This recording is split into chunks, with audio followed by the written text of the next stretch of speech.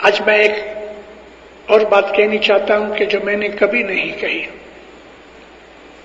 ایسا کبھی کبھی میں جماعتوں کے اندر ایسی کبھی کبھی باتیں کہہ دیتا ہوں، اس لیے میری زندگی کے بعد لوگ شاید یاد کریں گے. جس طرح سے ایک پھل ہے ایپل، آپ کو پتا ہے ایپل کھاتے ہو، کتنی قسم کے ایپل ہیں. ایپل کی ساری دنیا کے اندر کہتے ہیں کہ 50 سے 60 الگ الگ اس کی اسپیشیز ہیں، کوالٹیز ہیں. لال ہے، پیلا ہے، چکھنے میں الگ ہے، اس کی کوالٹیز میں فرق ہے. آم کے اندر بھی بہت سی کوالٹیز ہیں. تو میں آپ کو شارٹ میں کہہ دوں کہ خدا تعالی نے جتنی بھی چیزیں بنائی ہیں، ساری کریشن کے اندر اس نے ایک چیز ایک ہی نہیں بنائی، اس کی بہت سی قسمیں بنائی ہیں. جانوروں میں بھی ایسا ہے، انسانوں میں بھی ہے. میں بہت زیادہ کھینچنا نہیں چاہتا اس بات کو سمجھانے کے لیے. آپ سمجھتے ہیں کہ ویرائٹیز بے حساب ہیں خدا کی خدائی کے اندر، اور ہر چیز میں ویرائٹی ہے، جانوروں میں بھی، انسانوں میں بھی، اور فروٹ اور ویجیٹیبل میں بھی. تو انسانوں کی جو کوالٹیز ہیں میں اس کے اوپر بیان کرنا چاہتا ہوں. دنیا کو بنے ہوئے 1 ٹریلین ایئرز ہوئے ہیں. ہم اس کا حساب نہیں کر سکتے، اور میں اس حساب میں ارتھمیٹک میں جانا نہیں چاہتا. کروڑوں سال ہو گئے، بلینز آف بلینز ہو گئے. 1000 بلین ہوئے تو 1 ٹریلین ہوتا ہے. تو اتنی جونی پرانی خدا تعالیٰ کی یہ جو بنائی ہوئی دنیا ہے، ارتھ ہے، اس کے اوپر جو روحانیاں اور جیو رہتے ہیں، ان میں ہم لوگ ہیں. تو انسانوں کے اندر بھی خدا نے بہت سی شریرک طور پہ بھی بہت ویرائٹیز ہیں. کالے رنگ کے لوگ ہیں، سفید رنگ کے لوگ ہیں، پنک کلر کے لوگ ہیں، یلو کلر کے لوگ ہیں، کافی کلر کے لوگ ہیں. جدے جدے لوگ بنایا خدا نے. ایسا ہی جیو کی بات ہے. ہمارے جیو سب کے سب سرکھے نہیں. ہمارے جیو کے اندر بھی، جیووں کے اندر ویرائٹیز ہیں. کچھ ایسے جیو ہوتے ہیں کہ ان کو 100 برس کی عبادت چاہیے اوپر جانے کے لیے. کچھ ایسے جیو ہیں کہ ان کو 50 برس کی عبادت چاہیے. کچھ ایسے جیو ہیں کہ 10 برس میں پہنچ جاتے ہیں. کچھ ایسے جیو ہیں کہ 1 برس میں پہنچ جاتے ہیں. تو یہ جیووں کی کوالٹیز ہیں. ان جیووں کی کوالٹیز کو ہر آدمی اگر یہ چیز سمجھ سکے کہ میں کون ہوں، میرا درجہ کیا ہے، میری کوالٹی کیا ہے، تو اس کو یہ سمجھنے کے لیے ٹائم چاہیے، لرننگ چاہیے. یہ چیز بیت الخیال میں کام آتی ہے. اگر مجھے معلوم ہو جائے کہ میرے پاس 1st کلاس کی ٹکٹ ہے کہ 3rd کلاس کی ہے کہ 4th کلاس کی ہے، تو میں اس رستے سے، اس جگہ سے داخل ہوں کہ یہاں انٹرنس ہے 1st کلاس کے، یہاں 3rd کلاس کے، تو میری پاس کون سی ٹکٹ ہے، یعنی میرے جیو کی کیا کوالٹی ہے، کیا درجہ ہے. یہ کیسے سمجھ پڑے؟ یہ سمجھنے کے لیے آپ اپنے اندر جاؤ اور ایک کاغذ لے کے، پہلے اندر جاؤ خیال سے، کاغذ لے کے اب خیال کرو، اپنی بدیاں برائیاں نوٹ کرو. میں آپ کو طریقہ بیان کر رہا ہوں کہ میرے جیو کا درجہ یا میرے جیو کی ویرائٹیز کیا ہے، میں وہ بتانے کے لیے طریقہ بتاتا ہوں.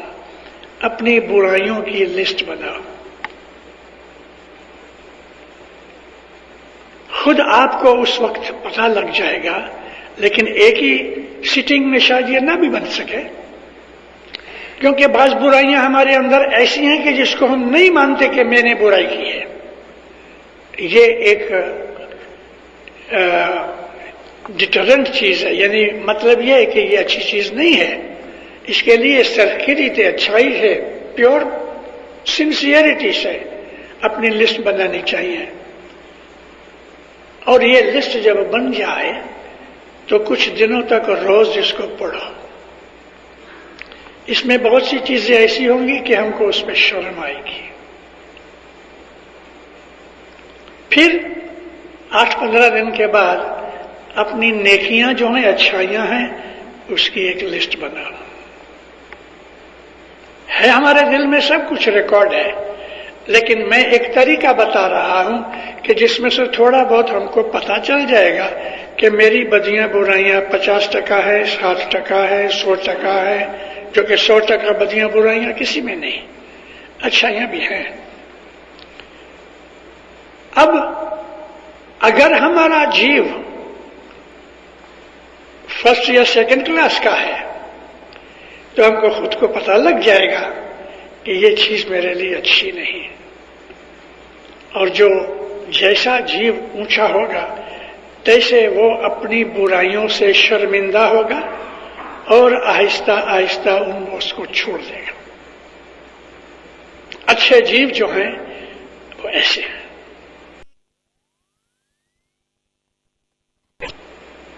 اچھے جیو ہیں وہ خدائی صفت والے ہیں. ہری گن سنت سدا سر مورے. ہری کے گن والا حضرت امام کے اندر جو خصلتیں ہیں، اس کی جو عادتیں ہیں، اس کے جو اندر گن ہیں، وہ گن میرے میں کتنے ہیں اس کے اوپر سے آدھار ہے. کیا میں دیا کرتا ہوں، کسی پہ رحم کرتا ہوں، کسی کی مدد کرتا ہوں؟ کسی نے میرا برا کیا تو میں امیجیٹلی غصے ہو کے دوڑ پھوڑ کر دیتا ہوں. یہ سب چیزیں خود ہمارے اندر جو مولا نے کانشیسنس رکھی ہے اس سے ہمیں یہ پتہ لگے گا. پھر اس سے زیادہ پتہ لگے گا ہم کو صبح کی عبادت میں آپ بیٹھو تو 2-3 منٹ ضرور اس پہ خرچ کرو پہلے عبادت شروع کرنے سے پہلے کہ یا مولا میری بدیاں برائیاں دور کر دے، یا مولا میرے گناہ بخش دے، یعنی مجھے گناہوں سے بچا. اور ایک اور بات ہے، گناہ کی سمجھ آنی چاہیے. کیا چیز گناہ ہے، کیا چیز گناہ نہیں.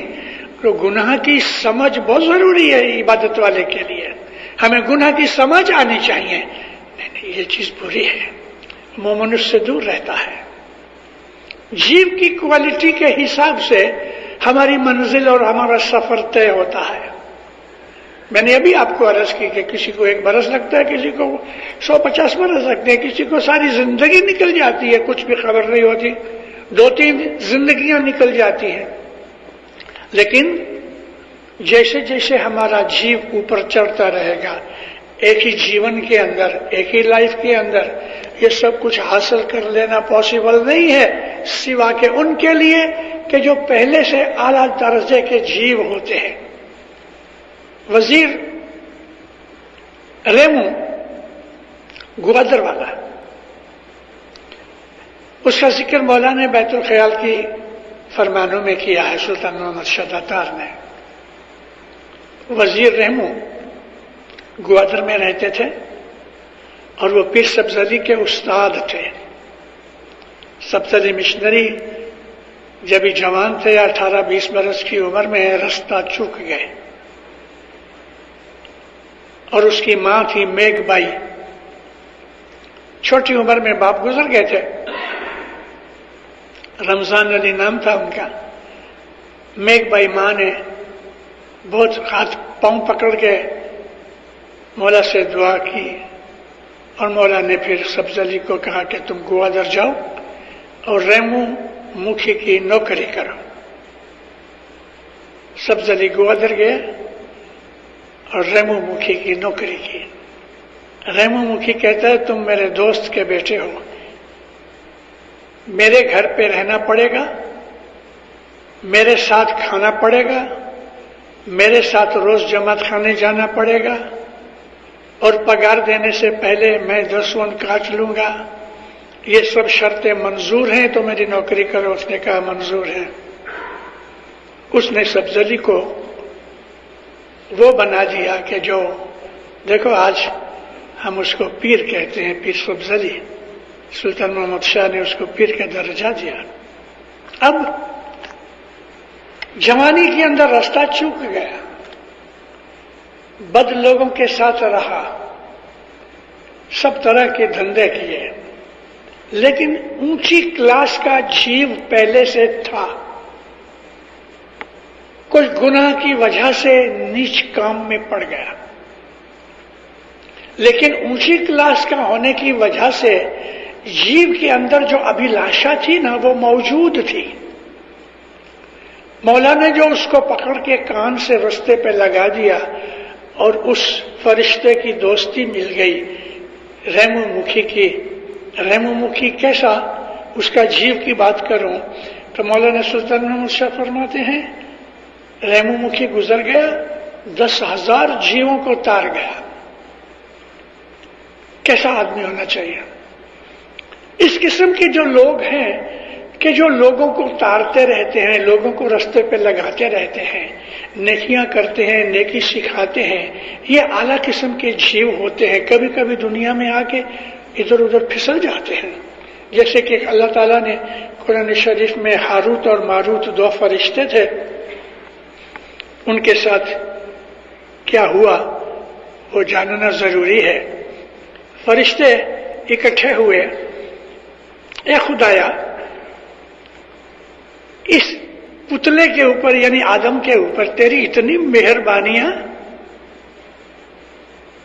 کہ ہم کو بھی وہ چیزیں نصیب نہیں ہوتی کہ جو تو نے انسان جات کو دی ہیں.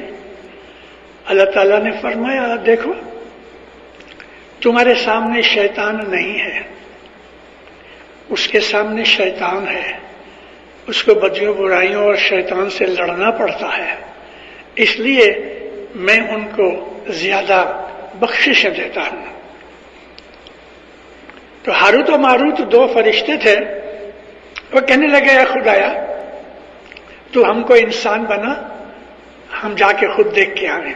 اچھا، خدا تعالیٰ نے ان کے اندر جو انسانی صفتیں تھیں وہ ڈال دی اور ان کو نیچے بھیجا. انسانی روپ میں آئے. فرشتے نوری ہیں، آنکھ سے نظر نہیں آتے، لیکن یہ ایک تماشا کرنے کے لیے، کہانی کرنے کے لیے، ایگزامپل کے لیے کچھ بھی کہو تو ہاروت و ماروت 2 فرشتے نیچے اترے.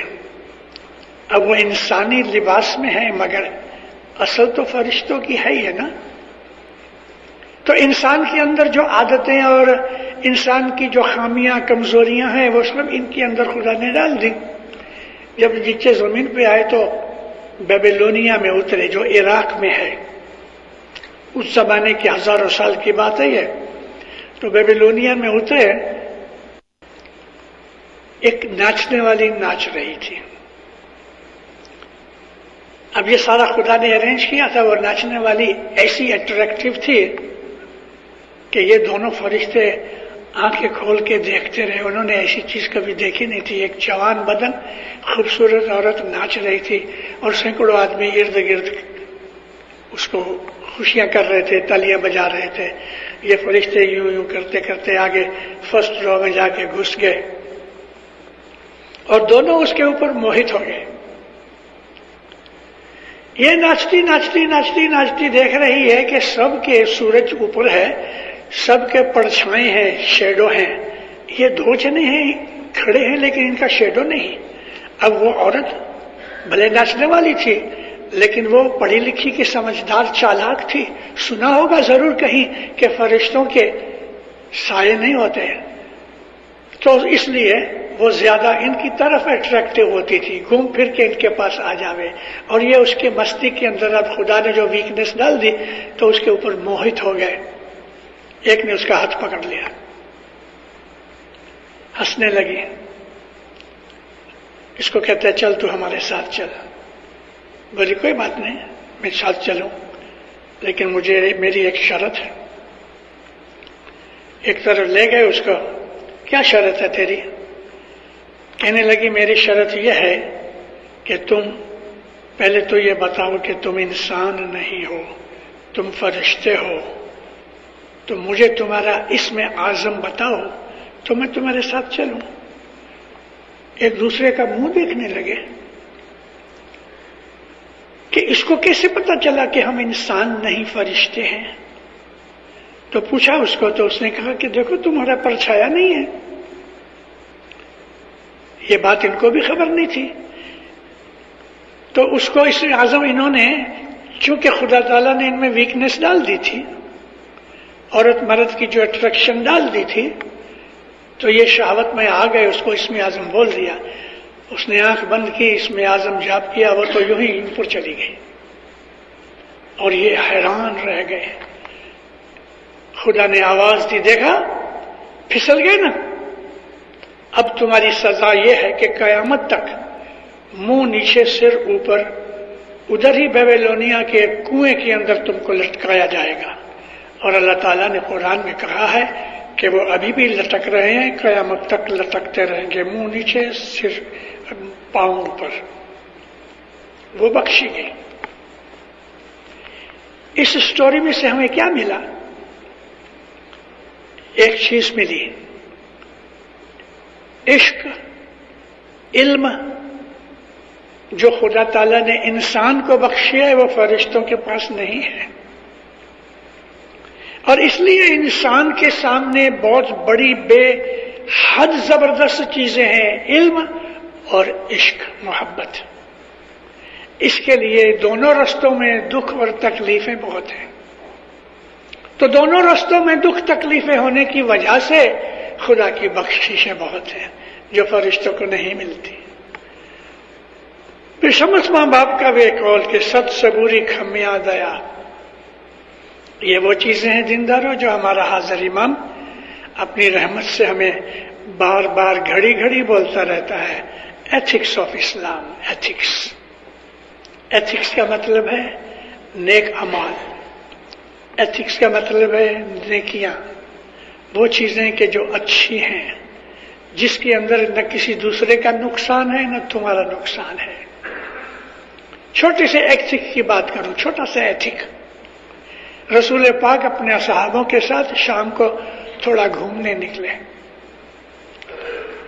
مدینے کی چھوٹی چھوٹی گلیاں، نبی بات چیت کرتے جاتے ہیں، چلتے جاتے ہیں. رستے میں ایک پتھر پڑا تھا، بڑا پتھر تھا. رسول اللہ نے اس کو پاؤں کی ٹھوکر مار کے ذرا سائڈ میں کر دیا. تو ایک صحابی ایک بولتا کہ یا نبی کوئی ضرورت نہیں تھی ایسا کرنے سے، آپ ہم کو بول دیو. نبی فرمایا کہ دیکھو میں نے اس خیال سے اس کو ہٹا دیا کہ رات کے اندھیرے میں کسی کو ٹھوکر لگ جائے گی تو زخمی ہو جائے گا. یہ ایتھک ہے. دوسرے کی بھلائی کا خیال کرنا یہ ایتھک ہے. میرے کسی اعمال سے کسی کو نقصان ہوتا ہوگا وہ میں نہ کروں، یہ ایتھک ہے. بعض دفعہ ہم گاڑی اس طرح پار کرتے ہیں کہ دو گاڑیوں کی جگہ لے لیتے ہیں، تو ہم نے ایک آدمی کا حق لے لیا. چھوٹی سی بات ہے، لیکن جو عبادت والے لوگ ہوتے ہیں نا وہ ان تمام چھوٹی چھوٹی باتوں کے اوپر بھی عمل کرتے ہیں اور ان کی نظر رہتی ہے، وہ کوئی چیز بھولتے نہیں ہیں. میں گاڑی اس طرح پار کروں کہ دوسرا بھی پار کر سکے، یا میں ایسا کام کروں کہ جس میں دوسرے کا نقصان نہ ہوتا ہو. اس کے اندر جو آدمی عبادت میں جاتا ہے، اندر جا کے اپنے خیالوں میں پڑا رہتا ہے، اپنی بدیاں برائیاں یاد کرتا ہے، وہ عبادت کرتا ہے. اپنی بدیوں کو یاد کرنا عبادت میں ہے، اس لیے کہ انسان کے اندر جو کانشسنس ہے اپنی بدیوں کو یاد کرنے سے ہماری کانشسنس جھاگ جاتی ہے. نہیں، میری بھول ہے. مومن آدمی اپنی بھول خود ڈھونڈ لیتا ہے. بہت برس پہلے دار السلام میں چنگومبے ایک جگہ ہے جہاں جماعت خانہ ہے، اپنی اچھی جماعت ہے. میں نے ایک واعظ میں ذکر کیا، وہ واعظ لوگوں کو بہت پسند آئی. میں نے کہا ایک ایسے آدمی ہیں کہ بھول کرنے جاتے ہیں، ہوئی نہیں اور خبر پڑ جاتی ہے، نہیں یہ بات برابر نہیں، یہ میری بھول ہوگی. یہ اونچے لوگ ہیں، عابد لوگ ہیں کہ بھول کرنے جا رہے ہیں رک جاتے ہیں. دوسرے ایسے آدمی ہیں کہ جو بھول کر لیتے ہیں پھر کہتے ہیں ہاں نقصان ہو گیا، بھول ہو گئی. تیسرے ایسے آدمی ہیں کہ بھول ہو جاتی ہے، سمجھ نہیں آتی، لیکن تیسرا آدمی کہتا ہے یار تو نے بھول کی، اور تب ان کو پتہ لگتا ہے نہیں میری بھول ہو گئی. چوتھے ایسے آدمی ہیں بھول ہو گئی اور ان کو کہو کہ تیری بھول ہوئی تو لڑنے آتے ہیں. آپ نے دیکھا یہ جیووں کی، میں نے نہیں کہا کہ جیووں کے درجے ہیں، یہ 4 درجے نہیں ہیں، بہت درجے ہیں. اس کی بھول ہو گئی ہے اور آپ نے کبھی اس کا خیال کھینچا تو وہ لڑنے آتا ہے. تو کون ہے مجھے کہنے والا؟ میں نے کوئی بھول نہیں کی. اب ایسا آدمی عبادت میں نہیں آ سکتا کیونکہ وہ ایتھیکل نہیں ہے. ایتھکس کی بہت ضرورت ہے. ہمارے سارے جیون کو نور سے بھر دے گئے اگر ہم عمل اچھے کریں. ہمارے اندر نور تو ہے ہی، لیکن عمل اچھے نہ ہونے کی وجہ سے کالے پردے پڑ گئے ہیں، اس لیے نور نکلتا نہیں. جب تک ہمارے اعمال اچھے نہیں ہوتے، جب تک ہماری زبان، ہاتھ، پاؤں، ناک، آنکھیں، کیونکہ بد اعمال کرنے کے لیے، برے کرنے کے لیے، گناہ کرنے کے لیے یہ ہمارے جو ہاتھ کے جو لمز ہیں نا، اویو جو ہے، ان سے کام لیا جاتا ہے. اس لیے یہ تمام باتیں بند ہونی چاہیے تو ہمیں عبادت کے اندر آگے بڑھنے کا شوق ملے. بے شمس ماں باپ کا یہ کہنا کتنا ضروری ہے. اس کے اندر ہمارا انتکرن، ہمارا باہر، ہمارے خیال، وچار، سب کچھ اگر پاکیزہ ہو گئے تو مومنوں ہم کو عبادت کے اندر کوئی مشکل پیدا نہیں ہوگی. پیر حسن کبیر دین کی جو لائف پڑھنے سے، دیکھنے سے ہم کو بہت کچھ سیکھنا ملتا ہے. پیر حسن کبیر دین 500 پارٹ کی یہ جو محنتی ہے اننت اکھاڑا، اس میں یہ محبت کی اور ایتھک کی بہت سی باتیں کی ہیں. تو مومنوں ہمارا جو مذہب ہے یہ فرشتوں کا مذہب ہے، یہ پیروں کا مذہب ہے، یہ رشی منیوں کا مذہب ہے. لیکن ہم نے 4 جگ مار کھائی. ہم وہ جیو ہیں کہ ہم نے 4 جگ مار کھائی. ستجگ، تریتا، دوپر اور اب یہ کل جگ. کل جگ بیٹھا 7000 برس ہوئے. تو ہم نے 40 لاکھ برس مار کھائی. ہم لوگ، ہمارا جیو ستجگ سے چلا آتا ہے. 5 نہ بھولیا 7 میں آیا، 7 نہ بھولیا 9 میں آیا، 9 نہ بھولیا 12 میں نہیں آیا. انت میں لیدوں اوتار، ہم انت کے اندر آئے ہیں.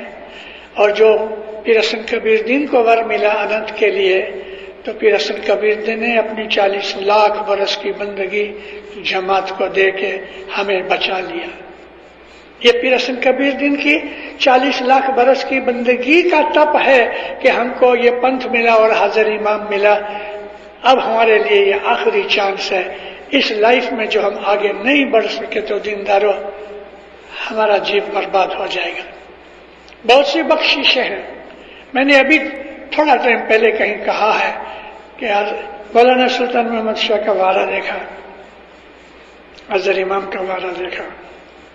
اس جامع میں اس کی دعائیں بڑھتی جاتی ہیں. جب یہ تخت پہ آیا 1957 کے اندر 57 میں، تو اس وقت اتنی دعائیں نہیں دی ہیں. کہ 10 برس سے اس کی دعائیں بہت بڑھ گئی ہیں. جب سے جماعت یہاں آئی ہے ویسٹرن کنٹریز کے اندر، تب سے اس کی دعائیں بڑھتی جاتی ہیں. کیونکہ ویسٹرن کنٹریز میں گناہ بہت ہے اور وہ فرسٹ کلاس گناہ ہے. فرسٹ کلاس کیوں کہا میں نے؟ کہ وہ گناہ ایسے ہیں کہ گھس گئے ہیں مگر ہمیں سمجھ نہیں آتی کہ گناہ کر رہے ہیں. وہ گناہ بڑے طاقتور ہیں. ایسے گناہ کرتے ہیں کہ ہم کو پتہ نہیں لگتا کہ ہم گناہ کر رہے ہیں. اس کے لیے حضرت امام نے ادھر اپنی جماعت کو بھیج بھی دیا لیکن ساتھ ساتھ بھتہ بھی دیا، دعائیں دی، ہمیں بچانے کے لیے دعائیں دی۔ لیکن ہمارے اوپر یہ بھی فرض ہے کہ ہم حضرت امام کے فرمان پڑھیں، فرمانوں پہ عمل کریں، ایتھیکل بنیں، اچھے بنیں، نیک بنیں، عبادت کریں، تاکہ ہمیں ادھر ہمیشہ نہیں رہنا، ایک دن مر جانا ہے اور موت کے بعد ہم کو ہماری عبادت کام آوے۔ مولا آپ کو آباد رکھے، سکھی رکھے، بدیوں برائیوں سے بچاوے، حقیقتی سمجھ دے، نیک توفیق دے۔ مولانا حضرت امام اپنی فرمان برداری میں رکھے، مولا اپنی میٹھی نظر میں رکھے، مولا گناہوں سے بچاوے، گناہ کی سمجھ دے۔ مولانا حضرت امام روحانی نورانی بخشش دے۔ مولانا حضرت امام آپ کے اوپر، آپ کی آل اولاد کے اوپر، ساری دنیا کے اوپر مولا رحم کرے اور اس کٹھن خراب وقت کے اندر سے ہمارا ایمان بچا لے۔ سکھی آباد رہو۔